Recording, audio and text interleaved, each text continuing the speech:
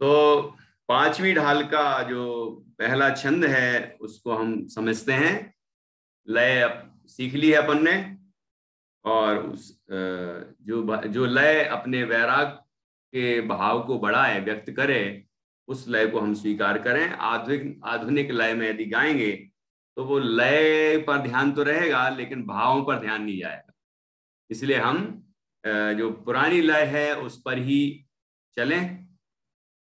मुनि सकल व्रति बड़े भागी, भव भोगन ते वैरागी, वैराग्य उपावन माई, चिंते अनुप्रेक्षा भाई। इस तरह गाएं। भावनाओं के चिंतन का कारण, उसके अधिकारी और उसका फल, ये पहले छंद में बताया गया है। तो देखिए, अपन समझते हैं इस छंद को। मुनि सकल व्रति बड़ भागी। मुनि, मुनिराज, देखो चित्र बनाया है। निर्ग्रंथ संत मुनिराज सकल व्रति, सकल व्रति होते हैं। आपको चौथी ढाल में देशव्रति के बारे में बताया ही है। हमने चौथी ढाल में 10वें छंद से 15वें छंद तक ये देशव्रति श्रावक का वर्णन सुना है, और 10वें छंद में सकल व्रति की बात भी की थी। तो यहाँ पर सकल व्रति वही हैं जो महाव्रति हैं, जो मुनिराज हैं वो सकल व्रति होते हैं, जो संपूर्ण पापों से मुक्त होते हैं। तो मुनि सकल व्रति जो 5 पापों से सर्वथा मुक्त हैं, 5 पापों के सर्वथा त्यागी हैं, वे सकल व्रति हैं। महाव्रति भी कहते हैं उनको, सकल चारित्र है उनके। बड़ भागी, वो बड़े भागवान हैं। भाव भोगन ते वैरागी, वो भाव अर्थात संसार के भोगनते, भोगों से वैरागी, विरक्त हैं। संसार के भोगों से जिनको वैराग्य हुआ है, जो संसार के भोगों में सुख बुद्धि नहीं है, जिनके सुख नहीं मानते, जिनमें ऐसे हैं जो संसार में, शरीर में, भोगों में सुख नहीं मानते, ठीक है ना, उनको अपना नहीं मानते, उनसे भिन्न अपने आत्मा का अनुभव करते हैं, वे बड़े भाग्यशाली हैं। देखो, बड़ा भाग्यशाली कौन? जिसे भोग मिले वो बड़ा भाग्यशाली है, या जो भोगों को त्यागे वो बड़ा भाग्यशाली है? हम लोग किसको बड़ा भाग्यशाली समझते हैं? किसकी तारीफ करते हैं मंच पर? भैया इनके इतनी फैक्ट्रियां हैं, इतना वैभव है, इतना नाम है, इतने ये पद है, ये है, वो है। तारीफ किसकी करते हैं? बड़ा भाग्यशाली हम किसको कहते हैं, और बड़ा भाग्यशाली हम किसको मानते हैं? और हैं कौन सबसे बड़े भाग्यशाली? बड़े भाग्यशाली वे हैं जिन्हें उन भोगों से वैराग हुआ है। बड़े भाग्यशाली वे हैं जिनने उन भोगों का त्याग किया है। बड़े भाग्यशाली वे हैं जिन्होंने भोगों का त्याग करके अपने आत्मा की आराधना द्वारा सच्चा सुख पाया है। वे बड़े भाग्यशाली। तो वो मुनिराज है। मुनि सकल व्रति बड़ भागी, भव भोगन तै वैरागी, वैराग्य उपावन माई। क्या कह रहे हैं? वैराग्य को उपावन मतलब उत्पन्न करने के लिए, जो माई मतलब माँ के समान है, माता है ना, ये माताएं हैं। वैराग को उत्पन्न करने के लिए, वैराग की रक्षा करने के लिए, जैसे कि पुत्र की उत्पत्ति, बच्चों की उत्पत्ति करती है वो माँ, उसका पालन पोषण भी करती है वो माँ, उनकी वृद्धि करती है ना, उस वृद्धि के लिए निमित्त बनती है, ध्यान रखती है, वो माँ है। ऐसे ही ये माँ है, ये वैराग को उत्पन्न करने के लिए माता के समान, उसकी वृद्धि करने के लिए माता के समान, उसकी पुष्टि करने के लिए माता के समान है ना। इसलिए यहां कहा माई, वैराग्य उपावन माई। देखो, अच्छा, जैसे हमें अभी तक अपने शरीर से राग है, शरीर बढ़िया है, सुंदर है, बढ़िया अच्छा है ना।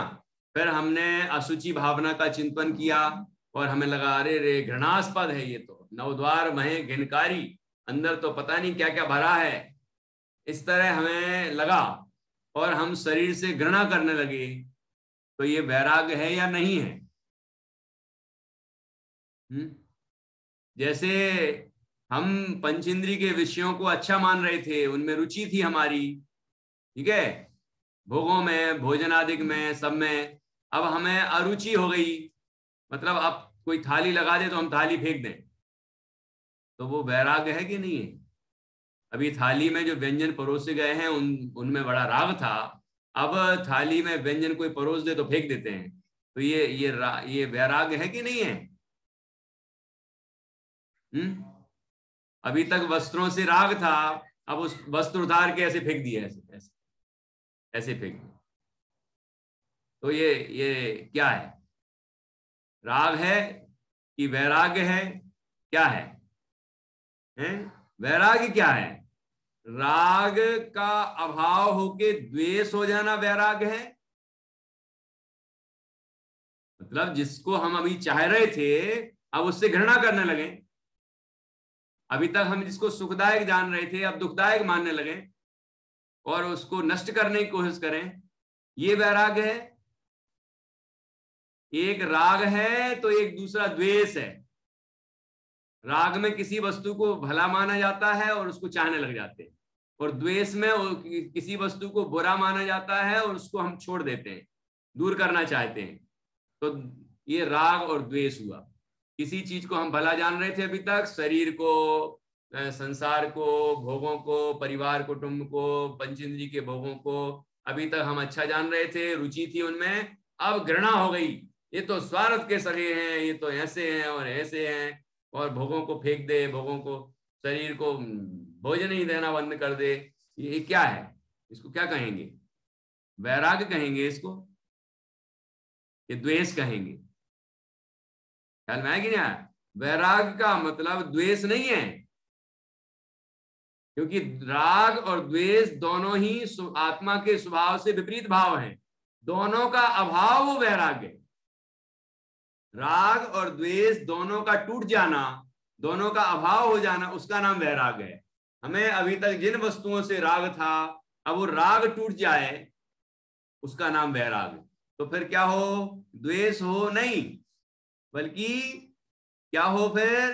कि जिनमें हमें राग था, अपनापन था, जिनमें सुख बुद्धि थी, जिनको हम अच्छा मान रहे थे, अब उनमें अच्छापना नहीं है। ये हमने जब समझा कि वो पर हैं, दुखरूप हैं, असुचि हैं, क्षणभंगुर हैं इत्यादि, है ना, वो मेरे सुख के कारण नहीं है, ये सारी बातें हमने समझी और उस तरफ से हमने अपनी दृष्टि हटा ली। तो अब कहाँ लगाई? कहाँ लगाई अपनी दृष्टि? कहाँ लगाया अपना उपयोग? अपने आत्म स्वभाव। आत्मा के स्वभाव की अनुभूति के बिना वैराग उत्पन्न होता ही नहीं है, क्योंकि ऐसे जीव विचार करता रहे संसार क्षणभंगुर है, शरीर असुचि है इत्यादि, लेकिन वो वैराग उत्पन्न नहीं होता कि जब तक जीव अपने आत्मा का अनुभव न कर ले। आत्मानुभूति होने पर ही सच्चा वैराग्य उत्पन्न होता है। यहां लिखा, मुनि सकल व्रति बड़ भागी, भव भोगन ते वैरागी, वैराग्य पावन माई, चिंते अनुप्रेक्षा भाई। वैराग को उत्पन्न करने के लिए माता के समान है, चिंते अनुप्रेक्षा भाई, कि हे भाई, ऐसी अनुप्रेक्षाओं को हमें निरंतर भाना चाहिए, उनका चिंतन करना चाहिए, ठीक है। इस तरह यहाँ तो पहले कहा कि जो संसार से विरक्त हुए हैं वो भाग्यशाली हैं, जिनको संसार में राग है वे भाग्यशाली नहीं हैं, जो संसार से विरक्त हुए हैं वे भाग्यशाली हैं। यहाँ भावार्थ में लिखा है, 5 महाव्रतों को धारण करने वाले भावलिंगी मुनिराज महापुरुषार्थवान हैं, महापुरुषार्थवान हैं, क्योंकि वे संसार शरीर और भोगों से अत्यंत विरक्त होते हैं। और जिस प्रकार कोई माता पुत्र को जन्म देती है, उसी प्रकार यह 12 भावनाएं वैराग्य उत्पन्न करती हैं। इसलिए मुनिराज इन 12 भावनाओं का चिंतन करते हैं। ठीक है, तो अब देखिए यहाँ दूसरे छंद में क्या बताया।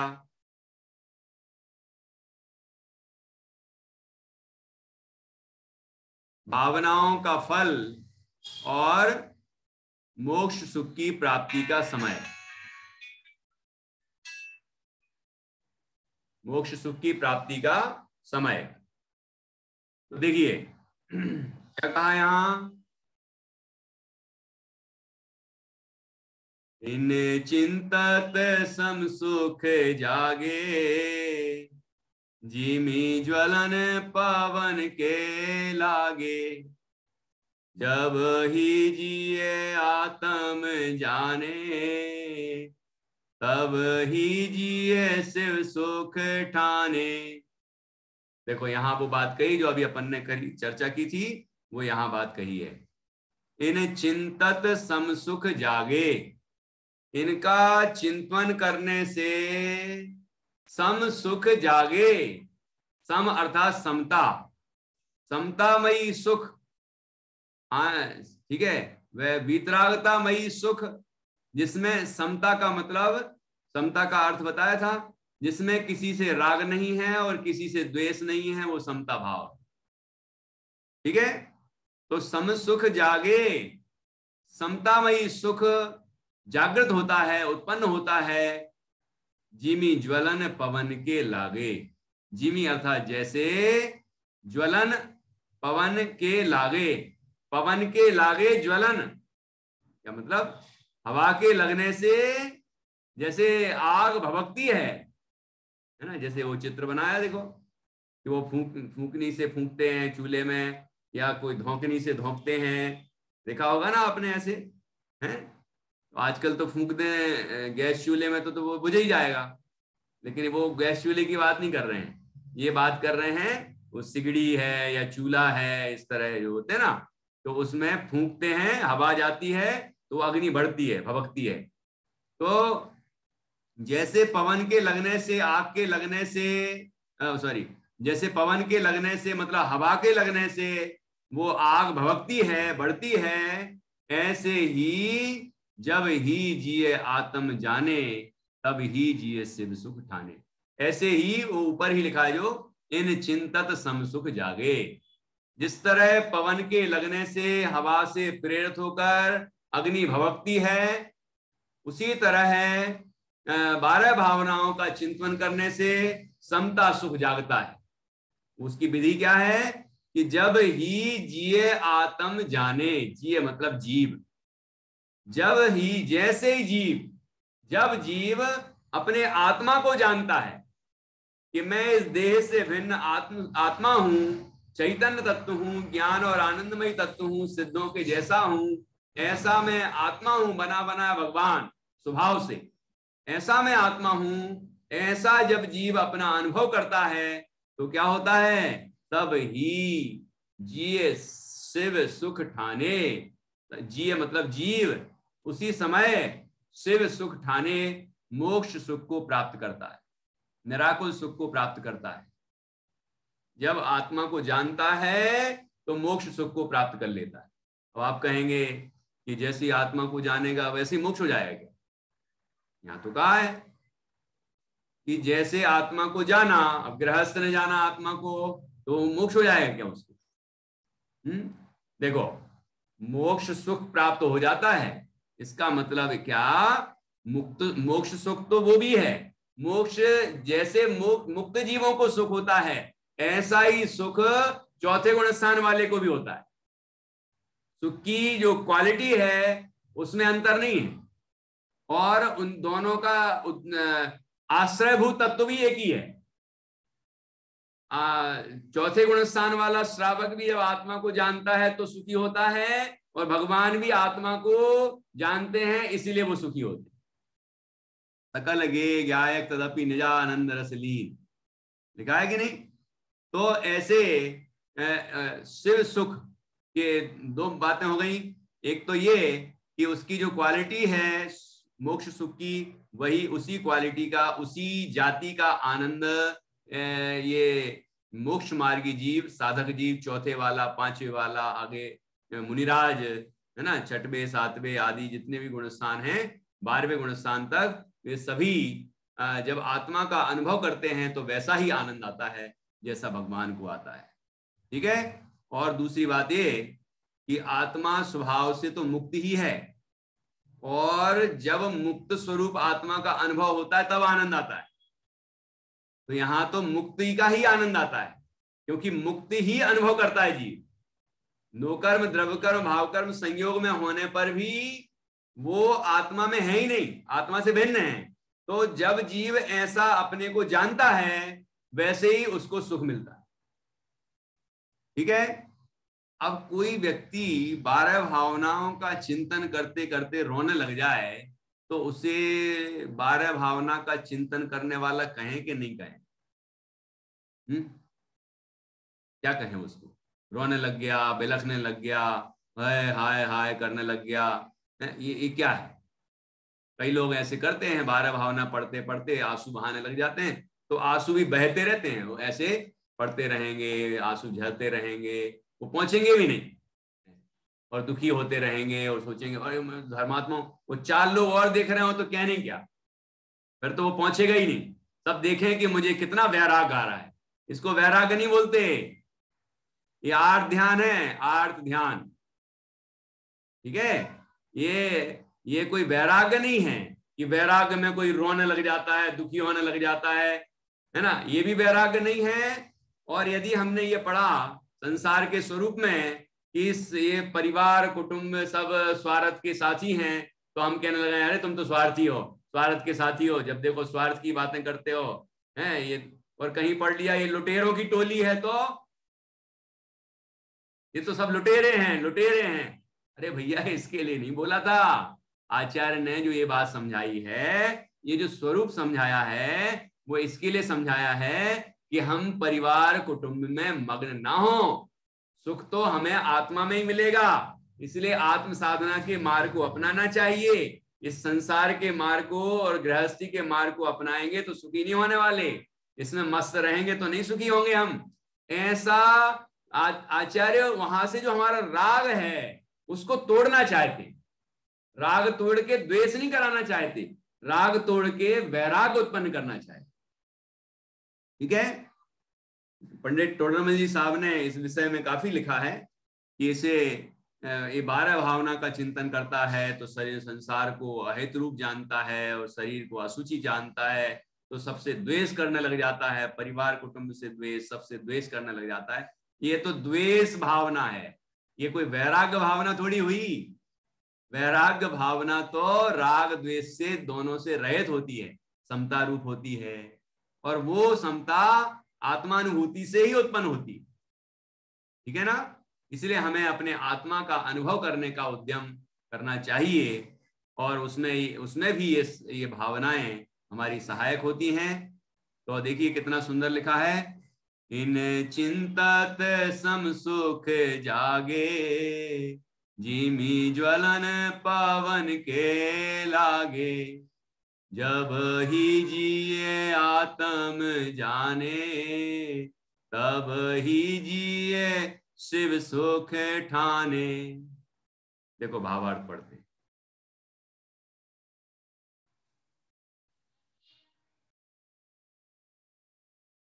क्या कहा? भावार्थ, जिस प्रकार वायु लगने से अग्नि एकदम भभक उठती है, उसी प्रकार इन 12 भावनाओं का बारंबार चिंतन करने से समता, शांति रूपी सुख प्रकट हो जाता है, बढ़ जाता है।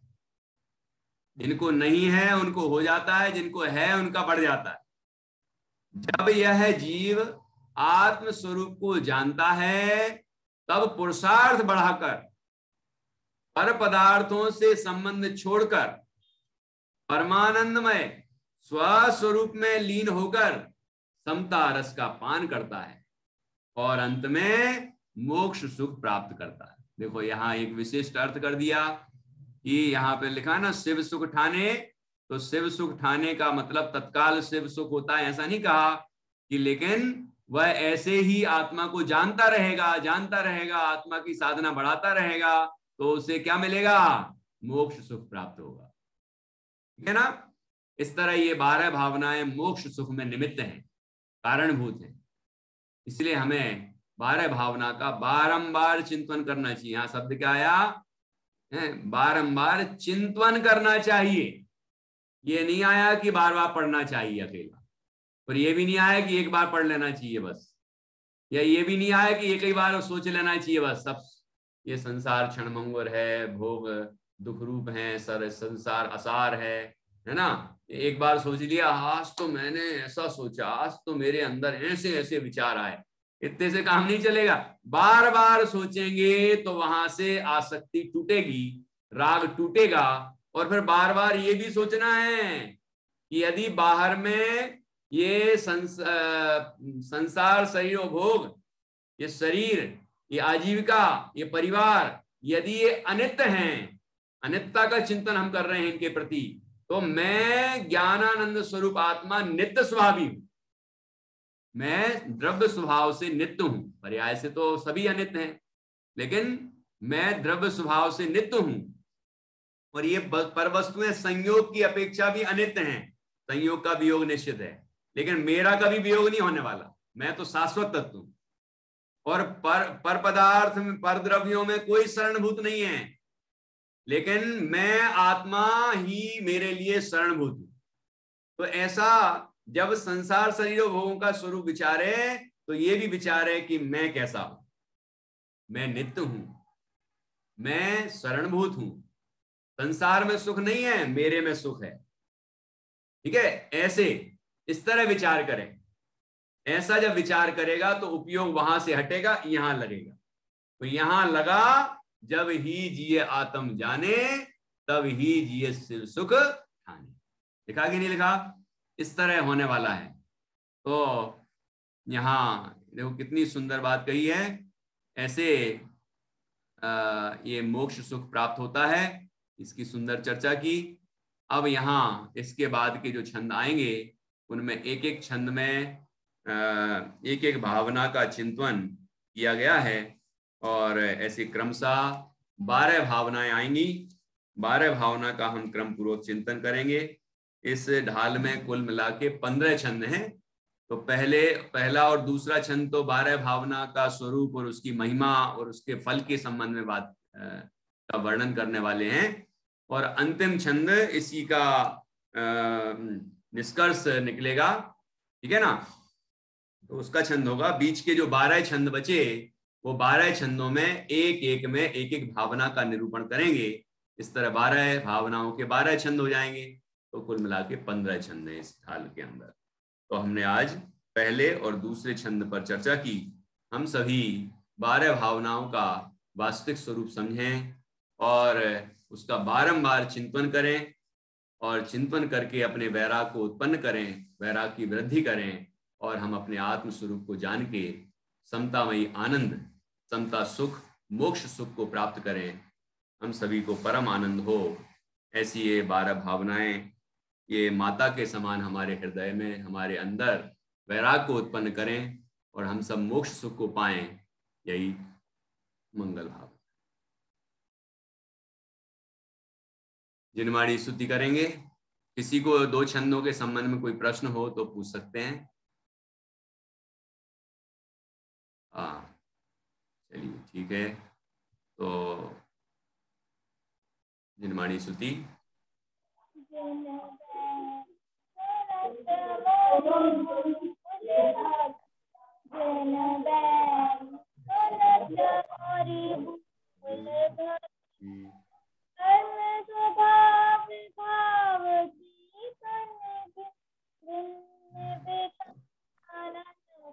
मति जिन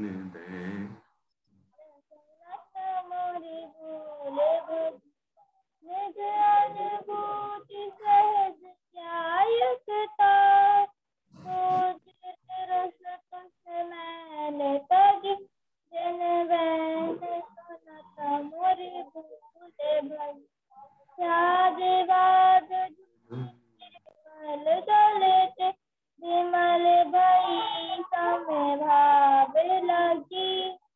जिन बैन सुनत मोरी भूल भगी संशय मोह भंवरता गीति प्रगति जोत जग जिन बैन सुनत भूल भगी काल अपूर्व मंगल पायो खिलन हाथों में जिन बैन मोरी भूल भगी जिन बैन मोरी भूल भगी। बोले दासांग जिनवाणी माता की जय। महान जिन धर्म की जय हो, जय हो, जय हो।